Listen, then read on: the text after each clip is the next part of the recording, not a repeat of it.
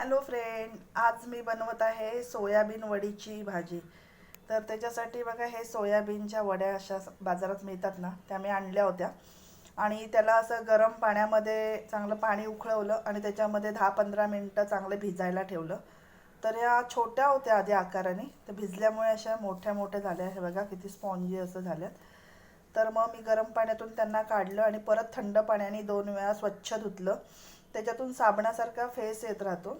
तर त्यामुळे त्याला 2-3 वेळा परत स्वच्छ पाण्याने, थंड पाण्याने पण धुवायचं. तर मी तसं धुवून घेतलं. आणि एकदम आपण मटण बनवतो ना, त्या प्रकारे ह्याची भाजी लागते आणि तशीच बनवायची मटण मसाला वापरून.